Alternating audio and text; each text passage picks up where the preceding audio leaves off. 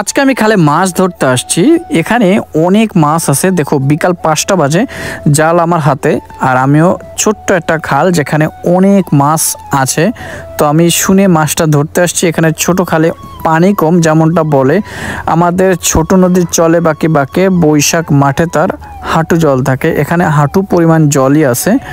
তো এখানে আমি যথারীতি জাল ছুঁড়ে মেরে দিচ্ছি। এই যে দেখো, অলরেডি জাল তেমন একটা মেলেনি। তো আমি দেখি প্রথম দিকে আমি কতটুকু মাছ পাই, এবং ক্যামেরা কিন্তু আমার মার হাতে।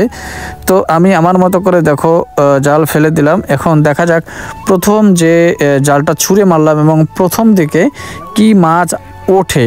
তো প্রথম দিকে যে কথাটা না বললেই নয়, আমি প্রথম দিকে ছোট্ট একটা পুঁটি মাছ পাই এবং সে মাছটা উপরে ছুঁড়ে ফেলে দিই, এবং আশা করি আমি ফেলার হয়নি, মানে প্রথম জাল ছুঁড়ে মারার সাথে সাথে আমি মাছ কিন্তু পেয়েছি।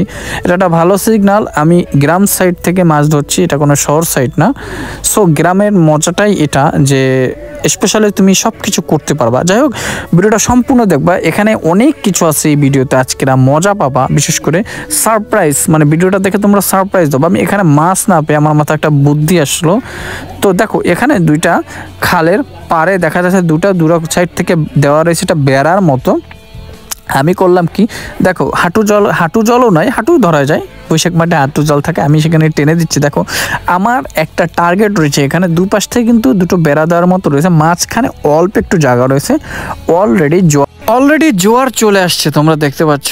আর আমি আমার টার্গেট হলো এটা, যে দুপাশ থেকে আমি জালটা রেখে দেবো, আর জোয়ারের পানি একমুখী, মানে যে কোনো স্রোত কিন্তু একটা ভাটায় জোয়ারে এক স্রোত থাকে আর জোয়ারে একটা স্রোত থাকে, মানে দুই মুখী থাকে। আমি এই ডান পাশে পানিটা যাচ্ছে, সেক্ষেত্রে আমি করছি কি, দুটো যে বেড়া দেওয়া তার মাঝখানে জালটা পেতে দিলাম, কিন্তু আমার জালটা ছোট বিদায় আমি দুপাশ সম্পূর্ণ পেলাম না।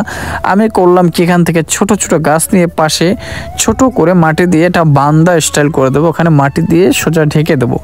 সো এরপরে যা হয় আমি সত্যি অবাক। আর ক্যামেরাটা আমার মার হাতে ছিল, যে কারণে ঠিকমতো করতে পারছিল না। আমি সবার কাছে আগে দুঃখিত জানাই, কারণ ক্যামেরা প্রফেশনাল ব্যক্তি ধরেনি। তো এখানটায় আমি আমার মতো করে কাদা উঠে চারপাশে পাড়ে দিয়ে দিচ্ছিলাম। যদি আমি এই পাশটা আটকাতে পারি, তাহলে ও পাশ থেকে আমি দূর থেকে না, মানে দেবো, মানে জলে ঝাপটা দেবো, সেই মাছ তারা খেয়ে এসে এই জালের ভিতরে ঢুকবে। যে কারণে আমি এই পাশটা আটকে দিচ্ছি, জানি এখান থেকে মাছ পালিয়ে না যায়। তো যে কথা সে কাজ। তারপরে যেটা হলো, এই দেখো জালে মাছ কিন্তু অলরেডি উঠছে। এই দেখো কত বড় একটা পাঙ্গাস মাছ উঠছে দেখো জালে। এই দেখো আমি যথারীতি অবাক, এই আমার পরিশ্রম সার্থক হয়েছে। দেখো কত বড়, আর একটা শিং মাছও উঠছে। এই যে শিং, আমি এই যে পাঙ্গাস মাছটা বের করছি। আশা করি নিজের হাতে মাছ ধরার মজাই আলাদা। আর তোমরা যারা এখন পর্যন্ত চ্যানেলটি সাবস্ক্রাইব করেন, দয়া করে সবার কাছে অনুরোধ, ভাই ভিডিও করতে অনেক কষ্ট লাগে, তোমরা চ্যানেলটি সাবস্ক্রাইব করে দাও এবং পেজটা ফলো দিয়ে দাও। ভালো থাকো।